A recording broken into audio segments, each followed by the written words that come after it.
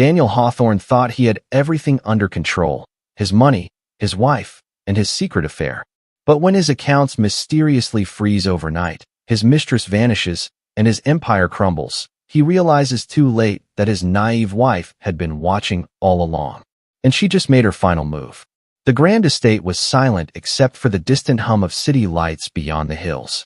From the outside, the mansion looked like a place where happiness resided. Towering marble columns, floor-to-ceiling windows, a perfectly manicured lawn stretching for acres. Inside, however, it was nothing more than a carefully orchestrated performance, one Daniel Hawthorne had mastered over the years. Standing in front of the vast glass wall of his study, he swirled the amber liquid in his glass, his reflection distorted against the city skyline.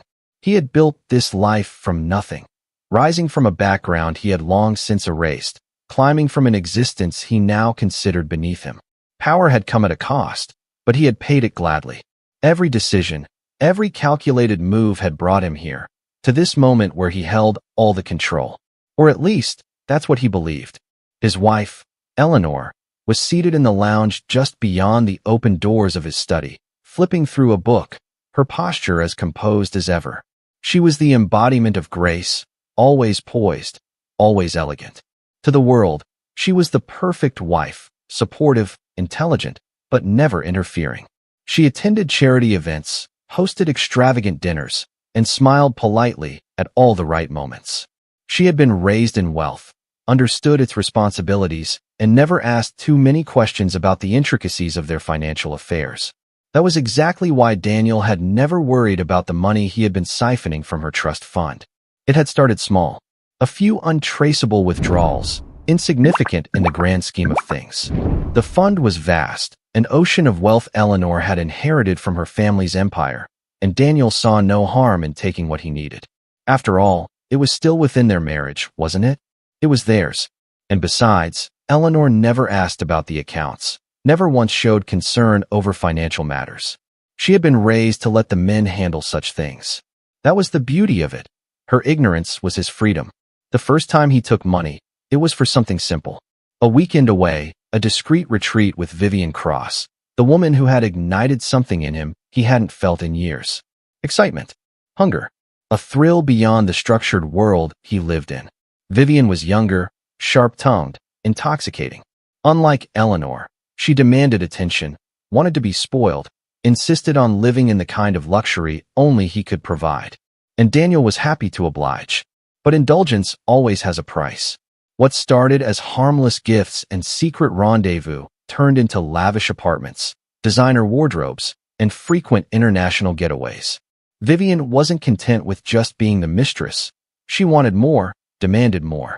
And Daniel, convinced he could balance it all, continued to fund her lifestyle without a second thought. Eleanor would never know. She was too busy with her charities, her quiet life, too trusting to ever suspect that her husband had been stealing from her. Or so he thought. Eleanor had always noticed the small things.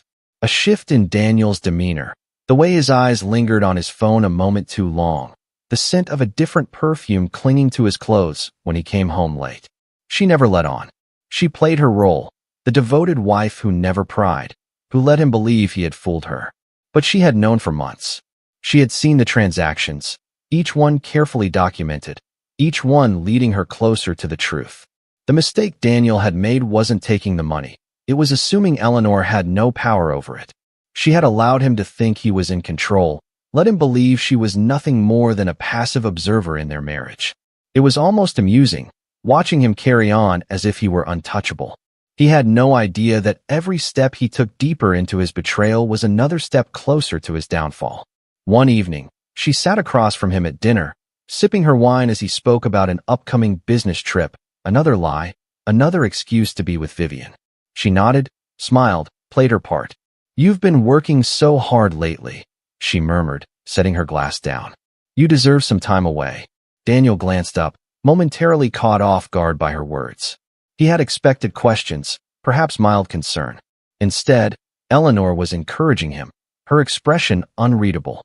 "I suppose I do," he said, recovering quickly. "Just a few days. Meetings, mostly." "Of course," she said, tilting her head slightly. watching him the way a predator watches prey before the final strike. The next morning, Daniel made another withdrawal. A larger sum this time, just enough to secure the penthouse Vivian had been eyeing. He barely noticed the slight delay in the transfer, the way the confirmation screen hesitated before approving the request. He didn't know that Eleanor had set traps, that she had been monitoring every transaction, letting him dig himself deeper into the pit of his own making. And still, he went on, oblivious. Later that evening, he arrived at the apartment he had bought for Vivian, his lips already curving into a smirk as he imagined the way she would throw her arms around him, how she would press against him and whisper about how no one had ever treated her this well before. She knew exactly what to say, exactly how to keep him coming back. But tonight, something felt different. Vivian was distant, distracted, her movements sharp instead of fluid. She accepted the glass of champagne he handed her, but barely sipped it. "What's wrong?" Daniel asked, frowning. Vivian hesitated, then exhaled sharply, setting the glass down. "I heard something today," she said, her voice carefully neutral. "A rumor. About you." Daniel smirked. "There are always rumors about me." She shook her head. "Not like this. Someone said your accounts were being looked into." His smirk faltered. "By whom?" She shrugged, but there was something calculating in her eyes, something that made the hair on the back of his neck stand up. "I don't know. Maybe nothing. But you know me. I like to be prepared." Daniel forced a chuckle, running a hand through his hair. "My business is fine. My accounts are fine. Don't listen to rumors." But for the first time in months, a flicker of unease crept into his chest. Back at the estate, Eleanor stood in her private study, the dim glow of her desk lamp illuminating the neatly stacked papers in front of her. Financial statements, legal documents, every single transaction Daniel had made, all carefully documented. She had waited long enough. Tomorrow, the game would begin. And Daniel Hawthorne, the man who thought he had mastered every move, was about to realize he had been playing against a far superior opponent all along. If you were in Eleanor's place, what would you have done? Would you have confronted him right away or waited like she did? Let us know in the comments. And don't forget to like this video and subscribe to the channel for more stories like this. You won't believe what happens next. The air in the dimly lit penthouse was thick with the scent of expensive perfume, a blend of jasmine and something dangerously intoxicating. Vivian Cross lounged on the edge of the king-sized bed, her long, manicured fingers tracing the rim of a half-empty glass of red wine. She wore silk. She always wore silk, as if the very fabric whispered of luxury against her skin. The city lights shimmered through the floor-to-ceiling windows, casting a golden glow on her as she watched Daniel pace the room, his jaw tight, his mind elsewhere. "You seem tense," she mused, stretching like a cat, her body effortlessly poised in a way that made men forget their logic. Daniel exhaled sharply, running a hand through his dark hair, his usual confidence tainted with something close to irritation. "Work," he said, a clipped response, one he knew would keep her from pressing too hard. He had learned long ago that women like Vivian didn't care about his stress unless it affected their lifestyle. She arched an eyebrow, sipping her wine before setting it aside. "That's all." For a moment, he hesitated. Vivian was perceptive, too perceptive. She had a way of knowing when something was off, even when he hadn't said a word. But he had no intention of admitting that. For the first time in years, a seed of doubt had been planted in his mind. The words she had spoken the night before still clung to him like a stain that refused to wash away. Someone was looking into his accounts. That shouldn't have mattered. He had covered his tracks well, made sure every transfer was discreet, every wire movement untraceable. And yet, something felt different. Vivian watched him, amusement flickering in her dark eyes. She knew how men like Daniel worked. Always so sure of their power, always convinced they were untouchable. That was what made them so easy to manipulate. She slid off the bed, walking toward him with deliberate slowness. "You know," she murmured, running a single finger along the lapel of his blazer. "If something's bothering you, I'd rather you just say it. We don't do secrets, remember?" Daniel smirked, gripping her wrist lightly. "Everyone has secrets, sweetheart." She tilted her head, watching him closely. "Even from me?" He didn't answer, instead capturing her lips with his own, silencing any further probing. It worked for now. Vivian didn't need to push too hard. Not yet. The next morning, Daniel left the penthouse early, slipping into the back seat of his sleek black car, giving his driver a clipped instruction to take him downtown. His phone buzzed against his palm, another alert from his bank. He glanced at the notification, expecting another routine withdrawal confirmation, but his stomach tightened when he read the words. Transaction delayed. Pending authorization. He frowned, refreshing the app. The same message flashed back at him. A minor glitch, surely. A technical delay. But unease stirred in his gut. His accounts never had delays. He paid people to ensure they didn't. As the car wove through the streets, his mind worked through every possibility, every scenario that could explain the sudden interference. He had always been in control, always 3 steps ahead. This was nothing. It had to be. By the time he arrived at his office, he had pushed the thought aside, forcing himself into the mindset that had made him the success he was. He walked through the building with the same commanding presence, his staff parting like waves as he moved toward his private elevator.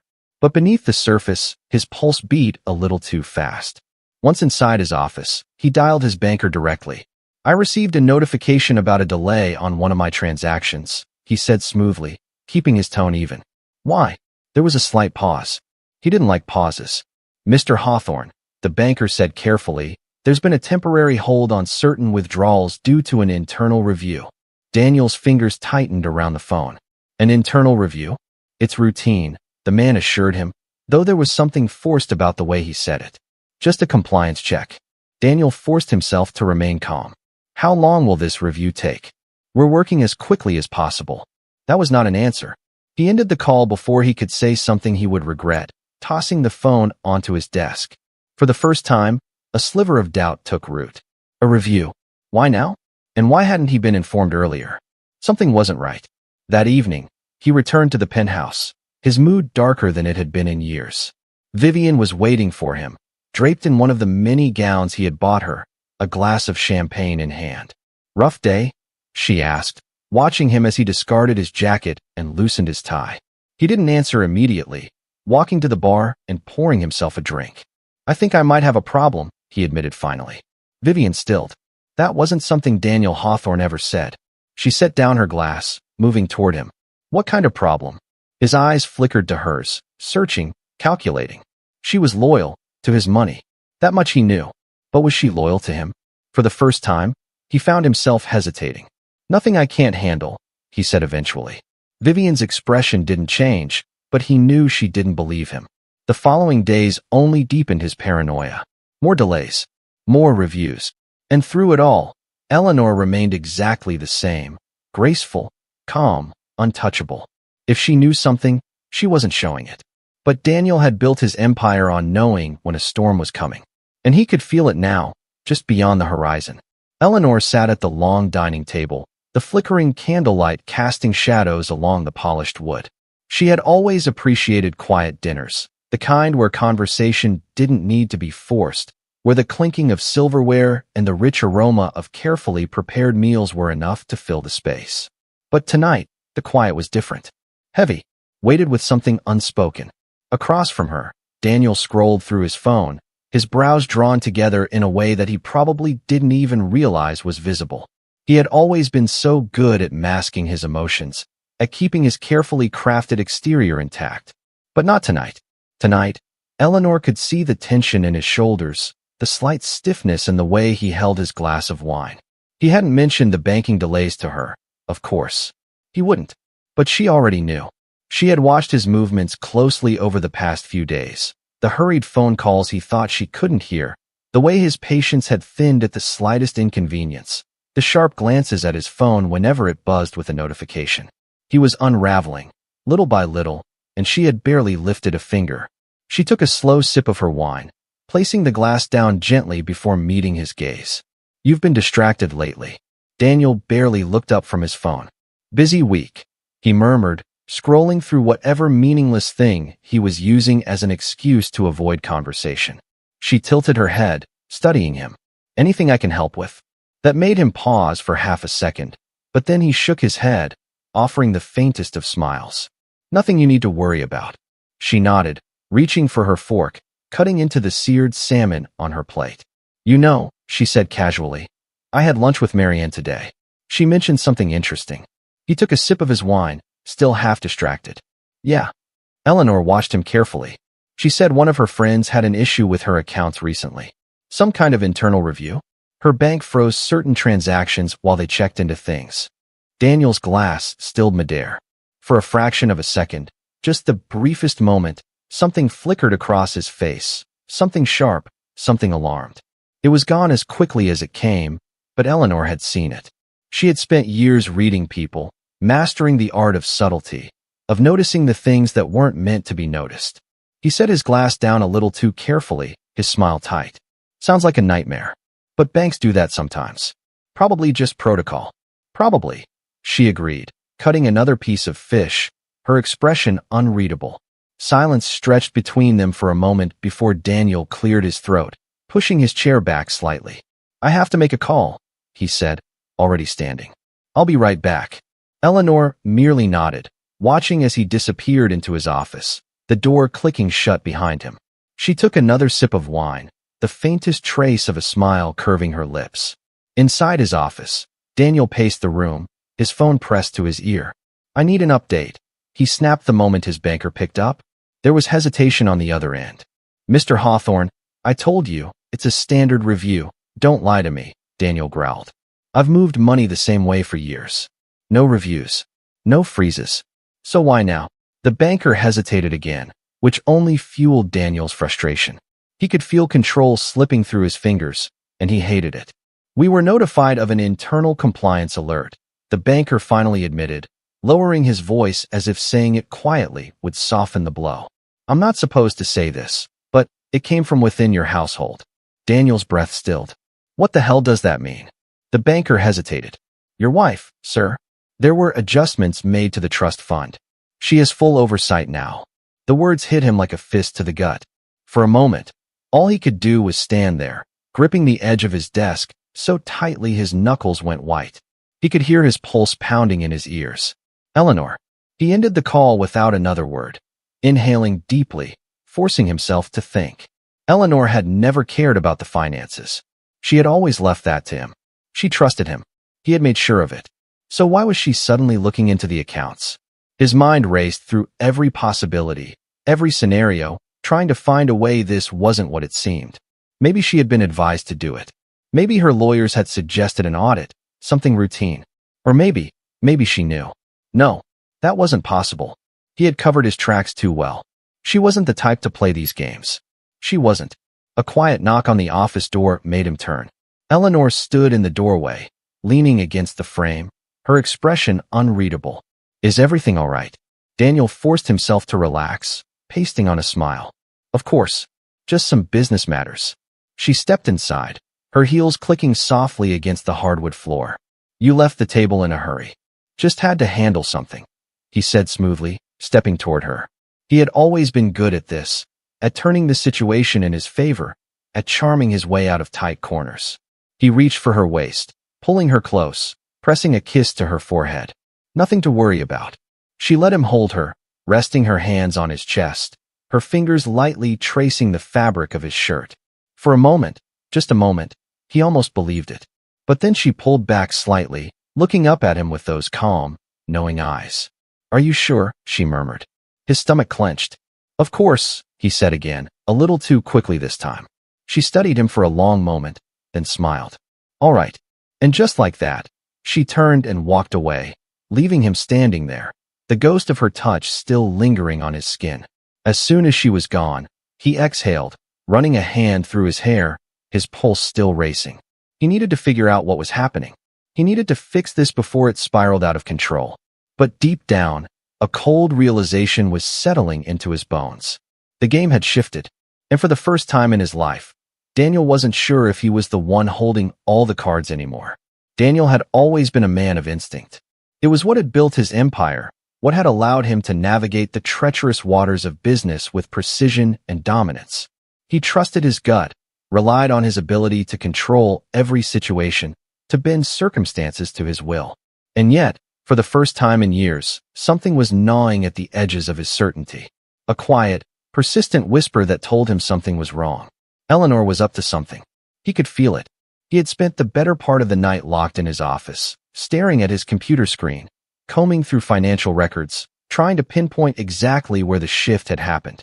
There had been no explicit notices, no direct alerts, just a subtle tightening of the noose, a slow restriction of his usual movements. The accounts weren't frozen yet, but there were delays, hesitations, barriers that hadn't been there before. He refreshed his banking app for the 10th time, his jaw tightening as the same notification blinked back at him. Transfer pending authorization. His fingers drummed against the mahogany desk, his mind racing through possibilities. If Eleanor was digging into the trust fund, if she had started paying attention to the withdrawals, then he needed to act fast. He needed to secure what he could before she made her next move. But then, another thought slithered its way into his mind, cold and unwelcome. What if she already had? A sharp knock at the door made him tense. He exhaled through his nose, schooling his features before calling out. "Come in." The door creaked open, and Eleanor stepped inside. Her silk robe cinched loosely at her waist, her bare feet silent against the hardwood floor. Her hair was slightly tousled, as if she had just woken up, but her eyes, those sharp, calculating eyes, were wide and alert. "Still working?" she murmured, crossing the room with unhurried steps, her gaze flickering to the computer screen. Daniel clicked out of the banking app smoothly, shifting back into his usual facade. "Just handling a few things," she hummed in response, trailing her fingers along the edge of his desk before perching on the armrest of the leather chair across from him. "You've been restless lately," she observed, tilting her head slightly. He smirked, leaning back in his chair, feigning ease. "Have I?" She nodded, studying him like one might observe an unpredictable animal. "You have. And it's not business, is it?" A slow silence stretched between them. Daniel was used to Eleanor's quiet observations, her ability to see more than she should. It had never bothered him before. But now, every word felt like a probe, every glance a deliberate test. He chuckled, shaking his head. "You always do this." "Do what?" "Read into things. Analyze." He reached for his glass of whiskey, swirling the amber liquid before taking a slow sip. "Sometimes things are exactly as they seem." Eleanor's lips curved into something that wasn't quite a smile. "And sometimes they're not." His grip tightened on the glass. She stood, stretching lazily before making her way toward the door. "Don't stay up too late," she murmured, pausing just long enough to glance at him over her shoulder. "You have a big day tomorrow." Daniel watched her go, his mind spinning. A big day? The words echoed in his head long after she had disappeared down the hall, long after he had abandoned his glass of whiskey and turned back to the screen, long after he had convinced himself that Eleanor knew nothing.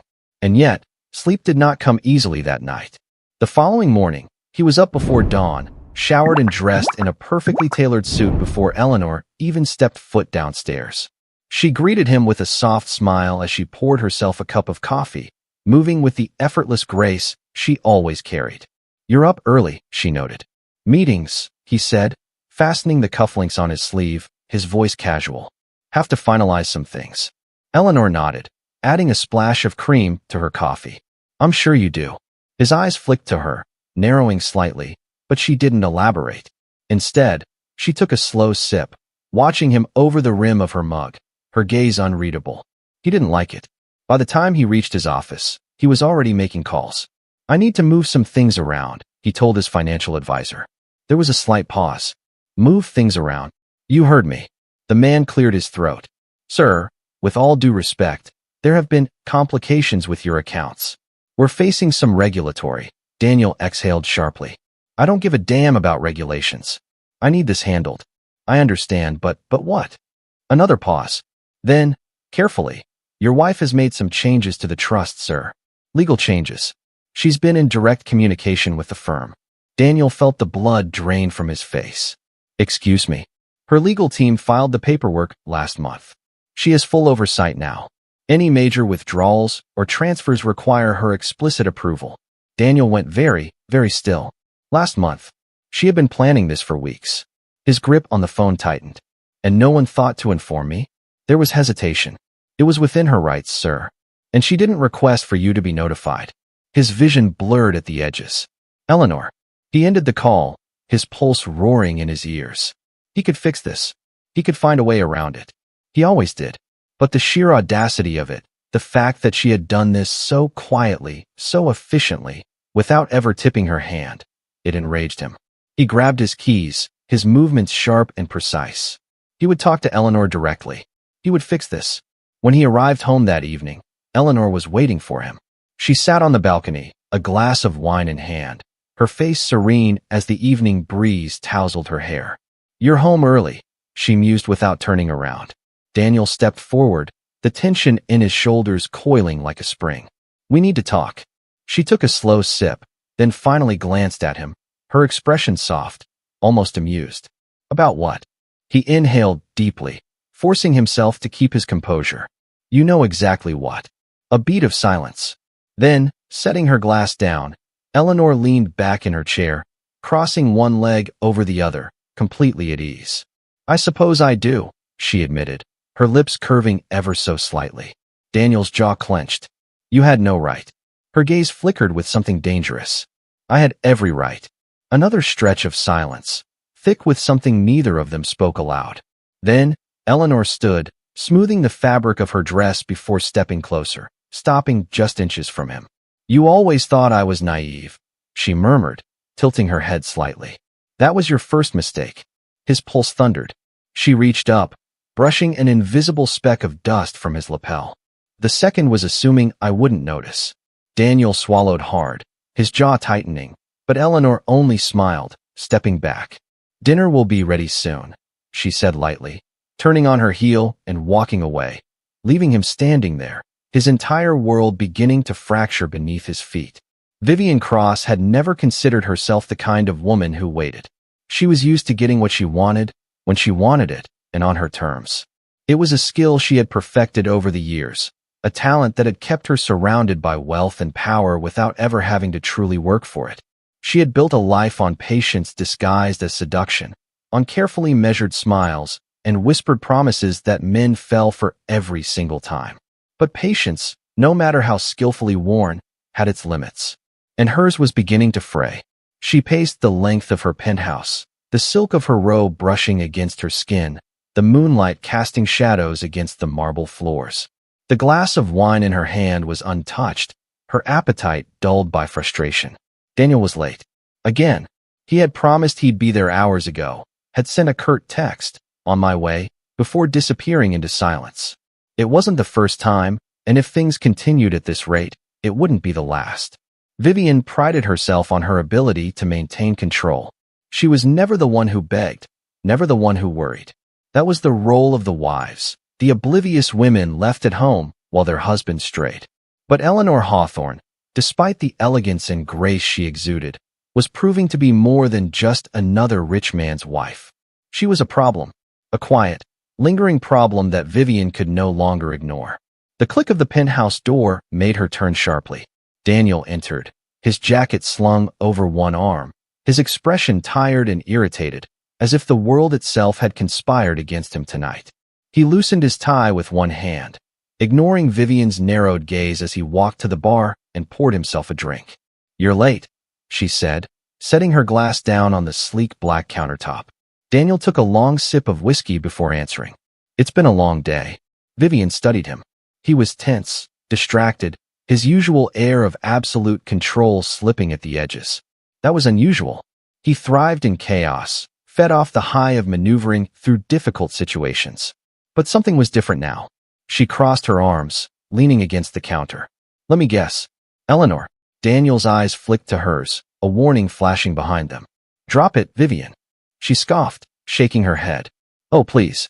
You've been off for weeks now. Ever since those bank issues started." His grip on the glass tightened. "I said drop it." Vivian pushed off the counter, stepping closer, her voice dropping to something softer, something sharper. "You told me you'd leave her, Daniel. You promised. And yet, here we are, still sneaking around, still playing the same game." He exhaled, running a hand through his hair. "It's complicated."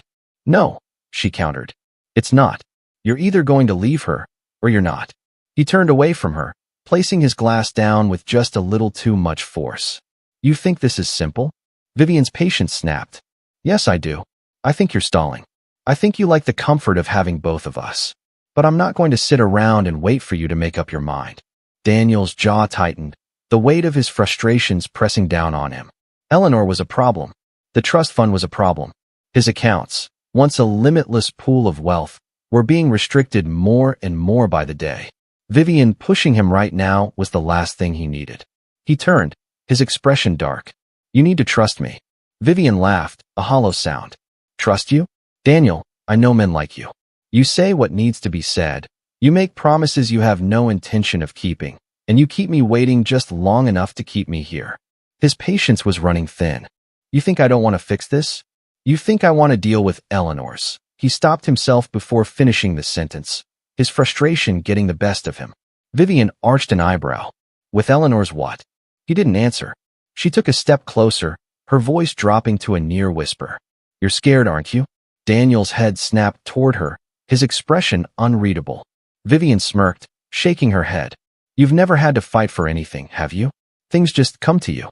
Women, money, power. You take, and you never think about what happens if it's taken from you." His silence was answer enough. Vivian stepped back, crossing her arms. "So what now? You keep feeding me excuses while Eleanor tightens the noose." Daniel exhaled through his nose, his fingers pressing against his temples. "I don't have time for this." "No," Vivian said, her voice sharper. "You don't. So you better figure it out. Because I don't wait forever, Daniel." A heavy silence fell between them, thick with tension, unspoken threats lingering in the air. Daniel grabbed his jacket, already heading for the door. "I'll call you tomorrow." Vivian's lips curled into a slow smile, but there was nothing warm about it. "Make sure you do." As the door clicked shut behind him, she turned, picking up her glass of wine, swirling the liquid slowly as she stared out over the city. Daniel was slipping. She could feel it. The weight of whatever was happening with Eleanor was dragging him down, making him hesitate, making him weak. And Vivian didn't stay with weak men. Daniel gripped the steering wheel tighter than necessary as he sped through the empty streets, his mind a chaotic mess. He had handled difficult situations before. He had maneuvered through scandals, dodged financial disasters, played people like pieces on a chessboard. But this was different. Eleanor wasn't just another woman to outmaneuver. She was his wife, the one person he had underestimated, the one person he should have been watching more closely. And now, she had control. She had been watching him, moving against him. A part of him wanted to believe he could fix this, that he could talk his way back into control.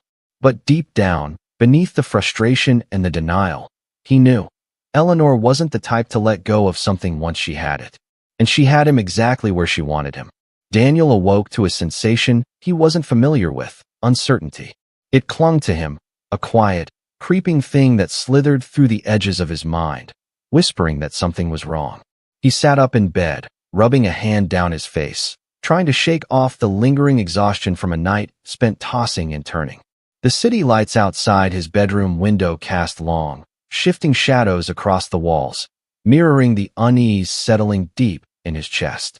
The clock read 6:43 a.m., and his phone buzzed on the nightstand, a sharp, insistent vibration that immediately put him on edge. He reached for it, unlocking the screen with practiced ease, but the moment his eyes landed on the notification, his stomach twisted. Transfer declined. Daniel sat perfectly still. He blinked once, then twice, as if the words on the screen might rearrange themselves into something less catastrophic. He tapped the notification, his pulse beginning to thrum, bringing up his banking app with a precision that had been drilled into him over years of high-stakes financial maneuvers. The balance was unchanged.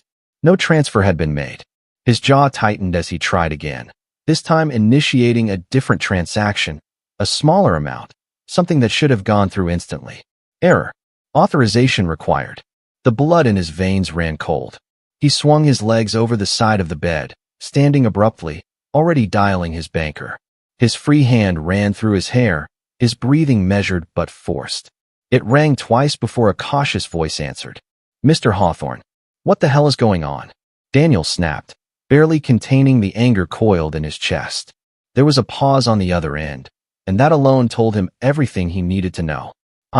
I was just about to call you," the banker said, his voice tight with unease. "There's been an issue with your accounts." Daniel's fingers clenched around his phone. "Be specific." "Your assets have been frozen." The words hit like a gunshot. Daniel inhaled sharply, his grip tightening, his mind already running through possibilities. Frozen. His voice was dangerously low now. Explain. Now. Another pause. Then the banker cleared his throat. It was an internal request, sir. Filed through the oversight clause in the trust fund agreement.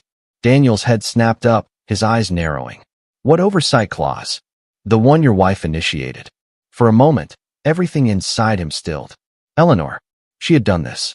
His pulse pounded against his temples, a slow, building rage taking root. He had known she was up to something, had felt the shift in the air between them. But this? This was beyond anything he had expected. How long? He demanded. The banker hesitated. Indefinitely, sir. Daniel exhaled through his nose, forcing himself to stay calm, to think. And who approved this? There was no hesitation this time. Mrs. Hawthorne has full control. The line went dead in Daniel's mind. The world around him seemed to slow, the weight of those words pressing down on his chest like a vice. His vision tunneled, focusing on nothing but the confirmation of his worst fear. Eleanor wasn't just watching him. She had taken action. She had cut him off. He ended the call without another word, already moving. His movements were sharp, mechanical, his mind calculating the next step even as fury pulsed beneath his skin. He had to get ahead of this. He had to regain control. Dressing quickly, he left the bedroom, his shoes echoing against the marble floors of the estate as he moved through the house with purpose.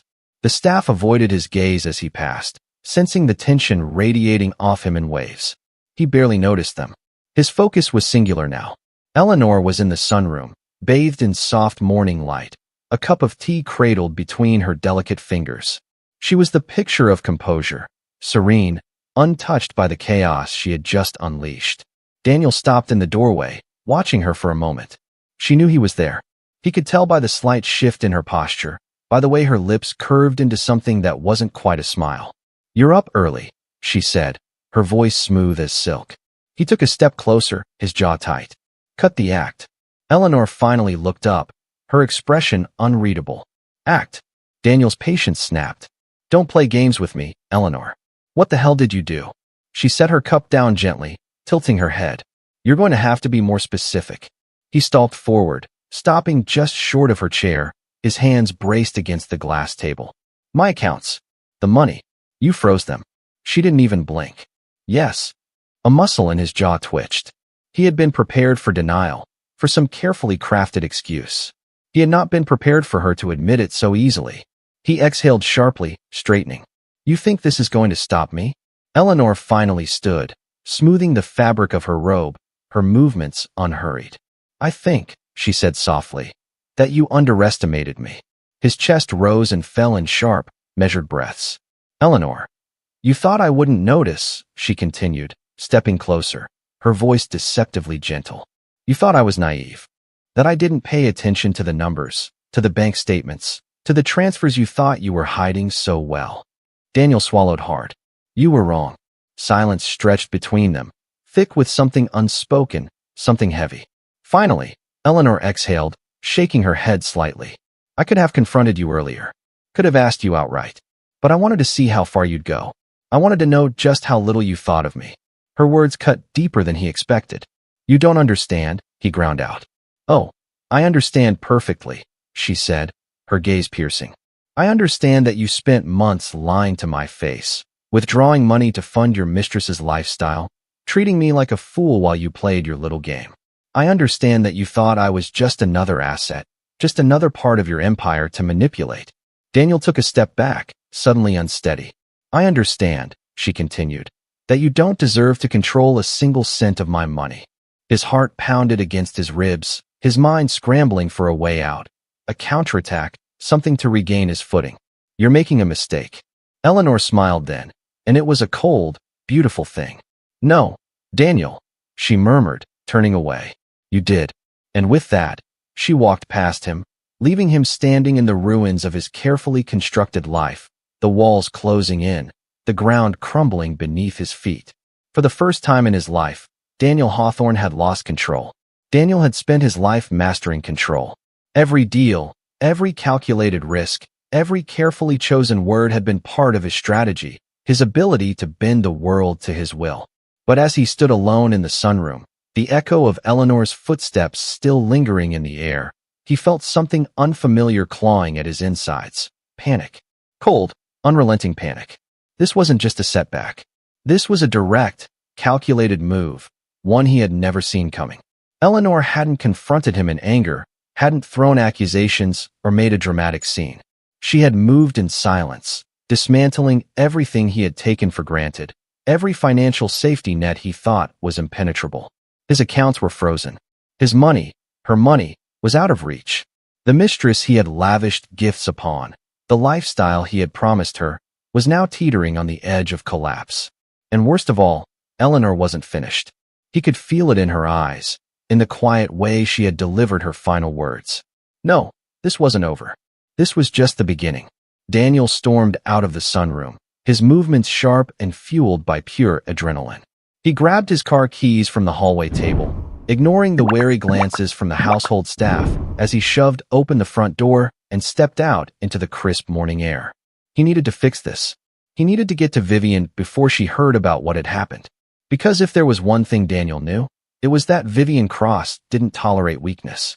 And right now, he was the weakest he had ever been. The drive to her penthouse was a blur, the city flashing past him in streaks of light and movement. His mind raced with contingency plans, ways to maneuver his way back into control, but every path led to a dead end. His lawyers would need time to untangle the mess Eleanor had created, time he didn't have. He needed access to money now, and the only way to do that was to keep Vivian on his side. He pulled into the underground parking garage, killing the engine before stepping out, his heart hammering against his ribs. He took the private elevator up to her floor, swallowing the bitterness in his throat as he straightened his tie. He needed to play this carefully, but as the doors slid open, and he stepped into the lavish penthouse he had paid for, he knew something was wrong. The air was different. The lights were dimmed, the scent of her signature perfume lingering faintly in the air. But there was no music playing, no greeting from the woman who usually threw herself into his arms the moment he walked through the door. And then he saw them, her suitcases neatly lined up by the entrance. A slow, creeping dread coiled around his spine.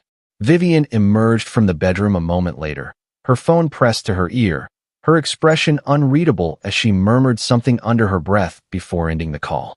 She was already dressed to leave, her designer coat draped effortlessly over her shoulders, her manicured fingers adjusting the strap of her purse. She glanced at him, tilting her head slightly. "You look like hell." Daniel exhaled sharply. "Vivian, what the hell is this?" She smirked, stepping closer, the sharp click of her heels against the marble floor echoing in the space between them. "I'm leaving," she said simply. His jaw tightened. "Like hell you are." Vivian arched an eyebrow. "Oh, Daniel," she sighed, reaching for a glass of champagne she had left on the counter. "Did you really think I wouldn't find out?" His pulse pounded. She took a slow sip, savoring it, before setting the glass down. "Your accounts are frozen. Your money's gone. You have nothing." Daniel took a step closer, lowering his voice. "This isn't permanent. I can fix it." Vivian laughed, a soft, melodic sound, but there was no warmth in it. "I'm sure you think you can. But the reality? You're screwed." Daniel's hands clenched into fists at his sides. "You said you wanted a life with me. A future. That hasn't changed." She shook her head, her expression pitying. "I wanted a future with Daniel Hawthorne, the untouchable millionaire. Not Daniel Hawthorne, the man whose wife just outplayed him." His jaw locked. "You're giving up that easily?" Vivian sighed, setting her glass aside. "Daniel, don't be stupid. I don't give up. I make smart decisions."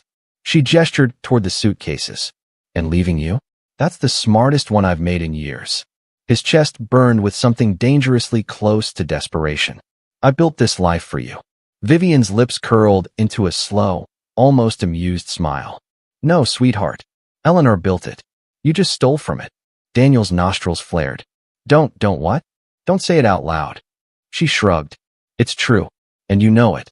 He turned away, inhaling sharply, trying to keep his temper in check. "This isn't over." Vivian picked up her coat from the couch, draping it over her arm. "For me, it is." He turned back to face her, his eyes dark, sharp, cutting.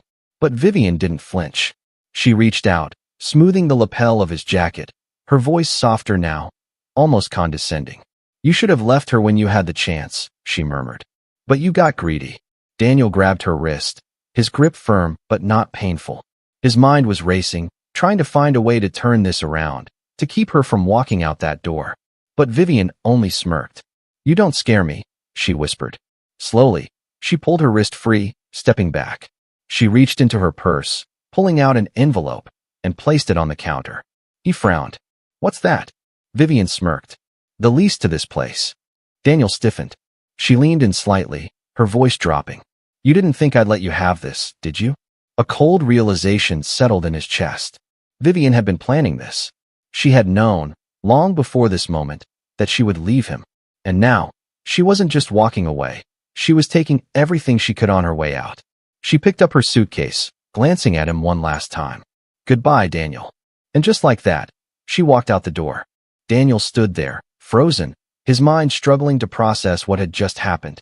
He had lost control. He had lost his money. And now, he had lost the woman he had risked everything for.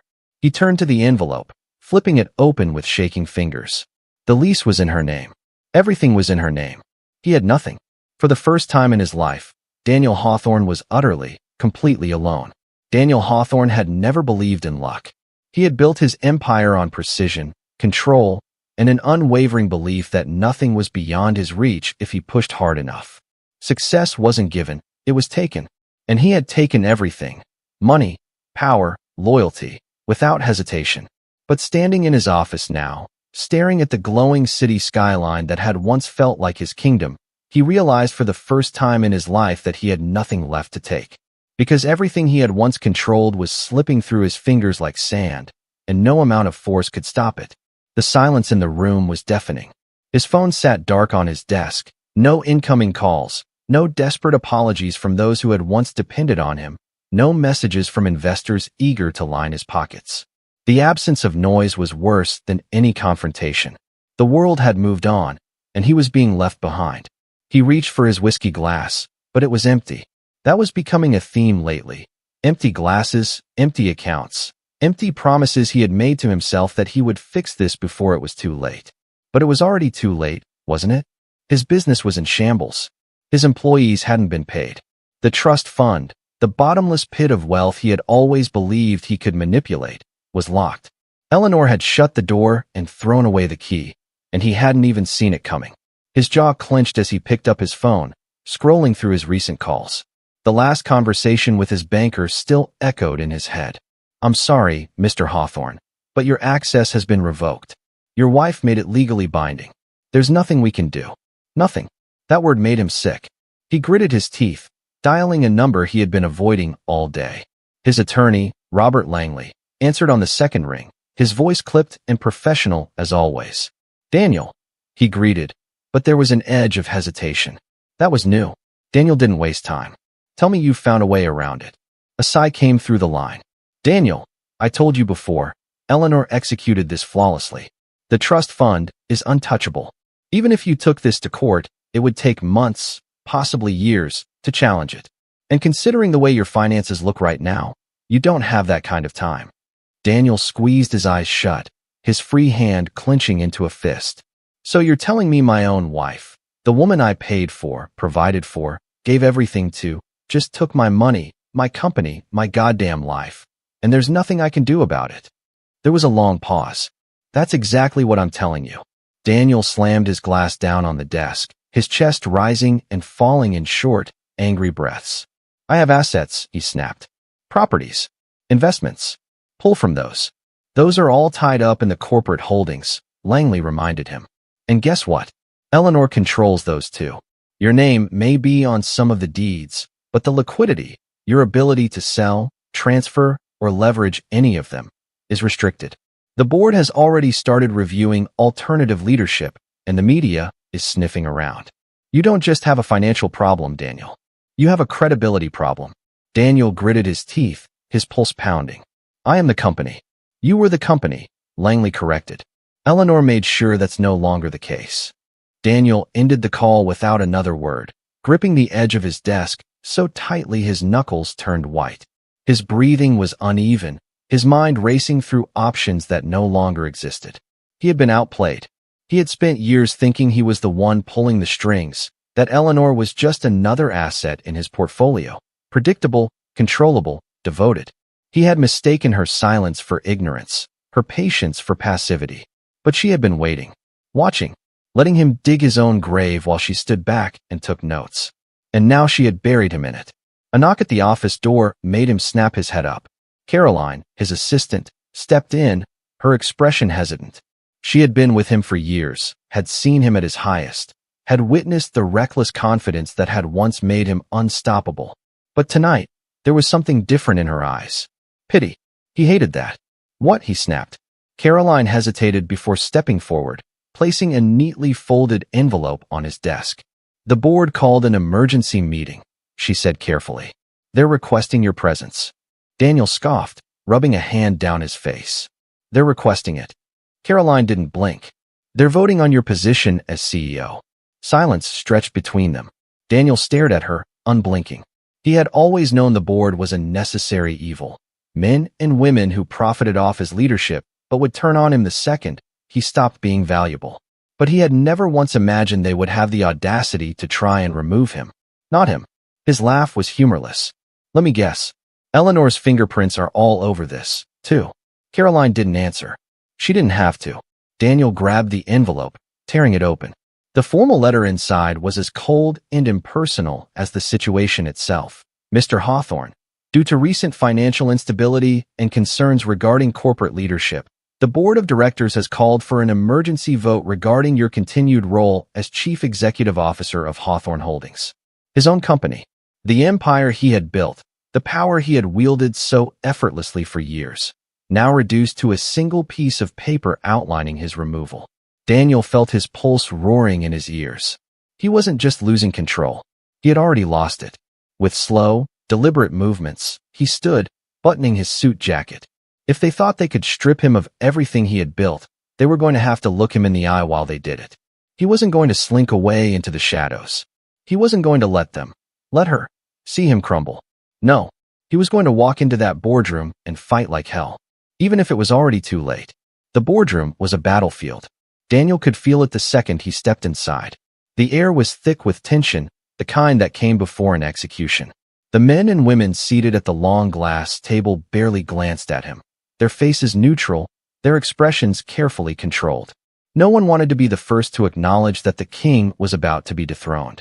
Daniel adjusted his cufflinks, taking his time as he walked to the head of the table, where he had sat for years, where his presence had once been unquestioned. He could feel their eyes shifting, their discomfort evident in the way some of them tapped their fingers against their pens or cleared their throats unnecessarily. He smirked. Cowards. Robert Langley was already seated, his expression unreadable, but Daniel knew his lawyer well enough to recognize when he was fighting a battle he had already lost. Across the table, several board members exchanged quick glances, silent conversations happening in the subtle tilt of a head, the flicker of an eye. And then there was Eleanor. She sat at the far end, composed as ever, her dark hair pulled back in an elegant twist, her gaze steady. She wasn't gloating. She wasn't smug. She was simply there, unmoved, untouched by the chaos Daniel had created for himself. His chest burned. Howard Sinclair, the chairman of the board, cleared his throat. Mr. Hawthorne, he began, his voice perfectly diplomatic. We appreciate you taking the time to meet with us on such short notice. Daniel gave a humorless chuckle as he pulled out his chair and sank into it. Oh, don't insult me, Howard. We all know why we're here. Sinclair didn't flinch. He was good at this, keeping things civil, making it seem like this was just another business decision and not the public execution of the man who had built the company they now controlled. We'll keep this brief, Sinclair continued. Due to recent financial complications and the instability surrounding the company's leadership, we've been forced to reassess the long-term viability of our executive structure. Daniel leaned back, feigning ease. Cut the bullshit, Howard. His voice was smooth, but the underlying steel was impossible to miss. You're here to vote me out. A flicker of discomfort passed through the board. Sinclair exhaled slowly. We're here to discuss what's best for the company. Daniel let out a sharp laugh, shaking his head. The company? You mean the same company I built? The one I made into what it is today? You really think you can just remove me and everything will magically be fine? Eleanor finally spoke.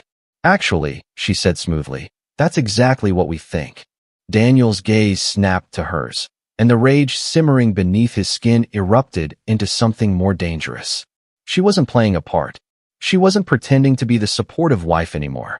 She was meeting him head-on, unshaken, unwavering. He exhaled through his nose, a sharp breath. You orchestrated this. Eleanor tilted her head slightly. I protected what was mine. His pulse pounded. What was yours? His laugh was hollow, sharp. Every cent of that company, every deal, every acquisition, every expansion, was mine. Eleanor remained poised. And yet, here we are. Silence stretched between them. Sinclair shifted in his seat. The board has already voted, Daniel. Daniel's fingers curled into fists under the table. You didn't even let me defend myself. Sinclair hesitated. It wasn't unanimous. Daniel's gaze flickered to Eleanor. Of course it wasn't. She had been on the board for years. Technically, she had never interfered, never stepped in where she wasn't wanted. She had played the role of the uninterested spouse, too refined to get involved in business affairs. But now, he saw it clearly. She had always been watching, waiting for the moment when she would no longer have to let him believe he was the one in control. His breathing slowed as realization settled over him. This wasn't just about the affair. This wasn't about Vivian, or the money, or the deception. This was about power. And Eleanor had taken it back. Langley shifted beside him, lowering his voice. Daniel, he warned, we should. Daniel stood abruptly, pushing his chair back with enough force that it scraped against the polished floor. He wasn't going to sit here and let them take everything from him like he was some disgraced politician quietly resigning in shame. He straightened his jacket, letting the silence hang in the room. His eyes swept over the board, lingering on those who had once praised him, once aligned themselves with him for the benefits his name provided. None of them met his gaze now.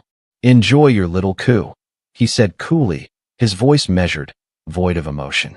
But don't think for a second that this company will survive without me. He turned on his heel, not waiting for a response. As he reached the door, Eleanor's voice cut through the quiet. Oh, Daniel. He paused, clenching his jaw before looking back. Eleanor smiled, soft, almost pitying. Your severance package has been arranged. A flicker of something unfamiliar ran down his spine. Fear. She was done with him. Completely. Utterly. Irrevocably. Daniel turned and walked out, his footsteps echoing down the corridor, his entire world crumbling behind him. He didn't remember driving. Didn't remember getting back to the estate. The place was eerily silent when he stepped inside, the weight of what had just happened pressing against his chest like a steel bar. His hands trembled as he loosened his tie, as he walked into the vast living room that now felt emptier than ever. He poured himself a drink, but for the first time, the burn of whiskey didn't bring him any comfort. Eleanor had won. He sank onto the couch, staring at nothing, his mind a whirlwind of everything he had lost in the span of weeks. His company, his money, his mistress, his control, his wife. The realization hit him harder than anything else. Because Eleanor wasn't just walking away. She was walking away with everything. And he had no one to blame but himself. The estate was quiet. The kind of quiet that wasn't peaceful, but empty. Hollow. Daniel sat in his study, the same study where he had once signed million-dollar deals, where he had once dictated the direction of entire industries with a single phone call. Now, his phone didn't ring. His inbox, once overflowing with urgent messages and invitations to elite events, was a wasteland of irrelevance. The people who had once begged for his attention, who had fought for his time, had disappeared like smoke in the wind. He swirled the whiskey in his glass, watching the amber liquid catch the dim light of the fireplace. The drink had once been a comfort, a habit tied to power and control. Now, it was just another reminder of what had been stripped from him. His grip tightened around the glass as he stared at the cold fireplace, the embers long dead, much like his carefully crafted world. Eleanor hadn't just taken his money.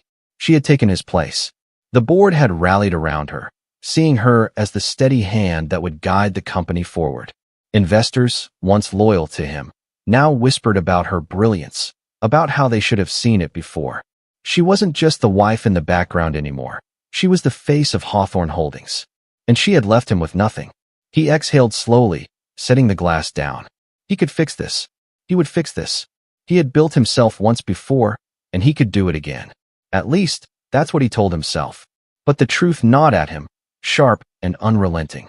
He had spent years crafting his image, living as if he were untouchable, believing in his own invincibility. But power built on arrogance was fragile. He had ignored the warning signs, dismissed the small shifts in Eleanor's behavior, convinced himself that she was weak, naive, blind to his betrayals. He had underestimated her. And now, he was paying the price. His phone buzzed against the desk, shattering the silence. For a moment, he didn't move. No one called him anymore. Not unless they wanted something, and right now, he had nothing left to give.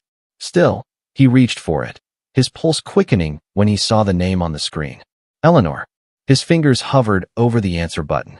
A part of him wanted to ignore it, to hold on to his pride, to pretend he didn't care. But another part of him, the part that knew she was the only person who had ever truly understood him, wanted to hear her voice. He exhaled sharply, pressing the button. Eleanor. There was a pause on the other end. Then, her voice, calm, steady, the same as it had always been. Daniel. Silence stretched between them. He could hear the faint hum of the city behind her, the distant sound of a car passing. She was somewhere outside, somewhere new, somewhere without him. What do you want? He asked, his voice rougher than he intended. Eleanor sighed softly. I wanted to make sure you were all right. Daniel laughed, though there was no humor in it. That's rich. I'm serious, she said quietly. I never wanted to destroy you, Daniel. His grip on the phone tightened. You have a funny way of showing it. You did this to yourself. The words cut deeper than he expected. He ran a hand down his face, inhaling sharply. Is this what you called for? To remind me how badly I lost. Eleanor didn't answer right away. When she finally spoke, her voice was softer, almost regretful. No, I just thought you should know that I've finalized everything. A cold weight settled in his chest. The divorce? Yes. He nodded slowly, though she couldn't see him. He had known it was coming, had expected it. But hearing the finality in her voice made it real in a way it hadn't been before. She was gone, and there was nothing he could do to change that. There's a settlement, she continued. You won't be left with nothing, Daniel. He scoffed. How generous. I wasn't trying to punish you, she said, and for the first time, he heard something raw in her tone. I just wanted to protect what was mine. Silence stretched between them again. He wanted to say something, to ask her if she had ever loved him, if any of it had been real. But he already knew the answer. Of course she had. That was what made this hurt so much. Finally, she spoke again. Goodbye, Daniel. And then the line went dead. He sat there, staring at the phone in his hands, the finality of it settling into his bones. She was gone. His company was gone. His power was gone. For the first time in his life, he had nothing. And for the first time in his life, he didn't know what to do next. Eleanor stepped onto the balcony of her new apartment, the city sprawling beneath her, alive and humming with possibility.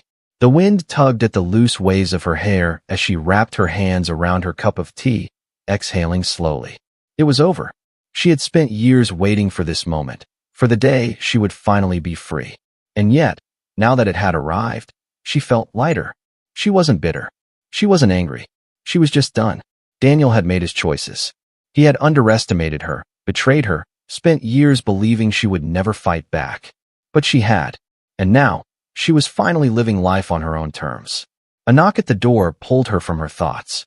She turned, setting her cup down as she walked to the entrance, pulling it open to reveal Marianne, her oldest friend, standing there with a knowing smile. You look good, Marianne said, stepping inside. Eleanor smirked. I feel good. Marianne sat on the couch, crossing her legs. So what's next? Eleanor exhaled, running a hand through her hair. I don't know. And for the first time in a long time. I don't need to. She sank into the chair opposite her friend, a slow smile spreading across her lips. For the first time in years, she was truly free.